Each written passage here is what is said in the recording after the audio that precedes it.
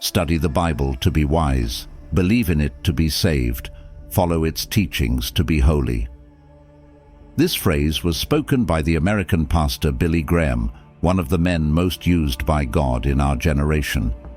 He gave us this advice because he knew that only the Word of God can transform our lives and save us.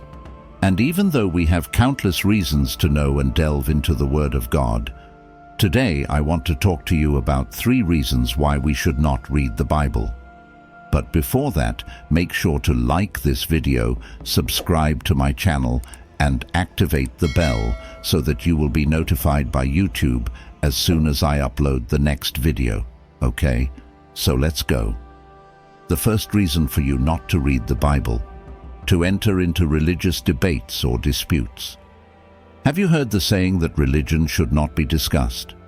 Well, the Apostle Paul was already concerned about this issue of using the Word of God in religious disputes. That is why he said, "Avoid foolish controversies and genealogies and arguments and quarrels about the law, because these are unprofitable and useless." Titus 3:9. When someone uses the Bible to enter into religious conflict with another, they are not honoring God or evangelizing anyone. That person is simply glorifying themselves and feeding their ego, things that the very word of the Lord condemns. Stop and think for a moment. Have you ever seen any religious discussion edify someone's life? It is rare to happen. Fights and debates usually generate only more resistance in people instead of bringing them closer to God. This type of situation only drives them further away. Paul knew very well how bad this was for the work of the Lord, so he always advised his helpers and the leaders of the churches not to get involved in these situations. In one of his letters to Timothy, he wrote, "Keep reminding God's people of these things. Warn them before God against quarreling about words. It is of no value and only ruins those who listen." 2 Timothy 2:14. There are many Christians, including spiritual leaders, who motivate themselves to read the Bible more and more just to enter into discussions with others and show that they are wiser and more knowledgeable of the Word than the other. But the Bible itself says that this kind of wisdom does not come from the Lord. It is earthly and demonic. James 3:15. Therefore, my brother, instead of having this attitude and displeasing God, follow the advice that the Bible itself gives us. Do your best to present yourself to God as one approved, a worker who does not need to be ashamed and who correctly handles the word of truth. Avoid godless chatter, because those who indulge in it will become more and more ungodly. 2 Timothy 2:15-16. The second reason for you not to read the Bible: to choose only the good parts. See what is written about the importance of the Word of God. All Scripture is God-breathed and is useful for teaching, rebuking, correcting, and training in righteousness, so that the servant of God may be thoroughly equipped for every good work. 2 Timothy 3:16-17. This means that the entire Bible is inspired by God, not only to motivate us and fill us with hope in difficult times, but also to correct us and show us how much we need God's grace and mercy. The problem is that many people read and obey only what is in their own interest and ignore the warnings and teachings that require a drastic change of life. Contrary to what many think, Jesus did not just speak words of comfort, love, and faith. Once, he spoke such harsh words that many of the disciples abandoned him. John 6:60-66. So if you are looking to read the Bible only to feel comfortable and reject words of rebuke and correction, I advise you to read any other book, not the Bible.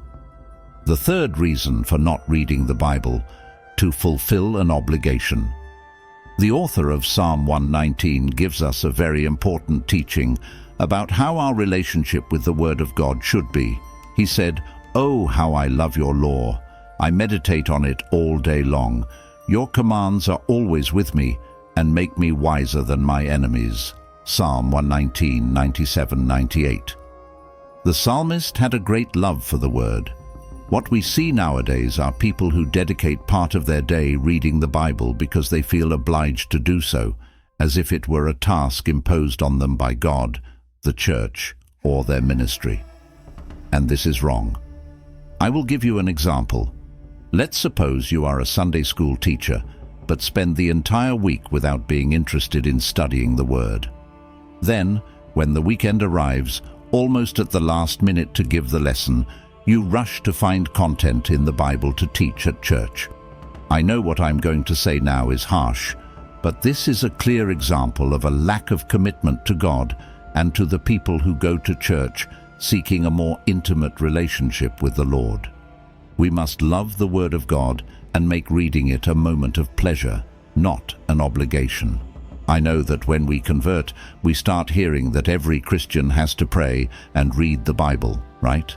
And this is preached from the pulpits, taught in Sunday school, and encouraged in small groups. But actually, just reading the Bible is not enough. You and I need to create the habit and have the pleasure of studying it, because reading without understanding is the same as not reading, and worse, it can generate misunderstandings of the Scriptures that lead to the emergence of heresies and false doctrines. Therefore, from today on, ask the Lord to place in your heart the desire to study the Bible, not out of fear or pressure, but out of love. I remember when I bought my first Bible, and I decided to read the entire New Testament. I started with the Gospels of Matthew, Mark, Luke, and John, but I skipped most of the passages because I didn't understand almost anything. I realized that the Bible talked a lot about Israel, and that was an obstacle for me because I knew nothing about that people, besides having difficulty imagining how everything was at the time. It was then that I made a decision. Instead of getting discouraged, I decided to deepen my knowledge through sermons, books, and Bible studies I found on the internet. So I learned that it is better to read few passages with much attention and seeking to understand them than to read many chapters without concentration. It is better to obey the little you know than to know the whole Bible and not practice anything you have learned.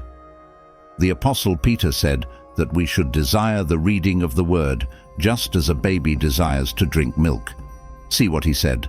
Like newborn babies, crave pure spiritual milk, so that by it you may grow up in your salvation, now that you have tasted that the Lord is good. 1 Peter 2:2-3. Just as a baby needs milk to survive and grow, we need to feed on the Word of God if we want to survive in this world. And this explains why there are so many children of God suffering unnecessarily, because they have not been spiritually fed as they should. So, my dear brother and sister, if you want to know more about God and be used by Him, study His Word in the right way and let it transform you every day. Amen. And now I want to pray for you, asking God to renew you through His Word, through the Holy Spirit. If you can, close your eyes and let's pray. Lord my God and my Father, I want to thank you for your Word. My Father, I have meditated on it day and night, and I have seen you prosper my ways, just as it is written in Psalm 1. Therefore, my Father, I ask you at this moment, prosper also, my Father, the life of each of my brothers. Many have troubled lives, messy lives, and your word says that if we trust in the Lord with all our heart, you will make our paths straight. You will make all things work together for our good. Therefore, my Father, I ask you that your word be kept in our hearts, so we do not sin against you, so we do not make wrong decisions, so we do not stray from your ways. O my Father, place such a great love in our hearts to worship you, to seek you, and to know more about you through the Bible. In the name of Jesus, my Father, may you give us understanding, wisdom, because many times we do not understand what is written in it. I believe that you can place people to teach us, and I already thank you, my Father, for the Bible studies we find here on the internet. I thank you for this blessing channel that you have opened so that I can share your word and your love. Oh, my Father, I have so many reasons to thank you, but today, in particular, I want to thank you for the Bible, for your word that has been the refreshment that has shown us the way of salvation through your Son, Jesus. In the name of the Lord Jesus, my Father, I want to thank you for my family, for my life, and for all the good things you will do in the life of each of my brothers who accompany me here. In the name of Jesus, I pray and thank you. Amen. Glory to God. If you like this message, share it with your friends. We have reached the end of our video, and I hope you like it. If you're looking for inspiration, knowledge, and spiritual connection, don't let this opportunity pass you by. Subscribe to our channel now, leave your like and comment to strengthen our community. And if you want to help us continue sharing religious stories that touch hearts, become a channel member. Together we can make a difference and strengthen our spiritual journey. We're counting on you. We've left the link in the description of this video so you can become a member today. Continue watching videos about the history of the Bible. I will leave 2 recommendations here on the screen. God bless you. We will get to the next video.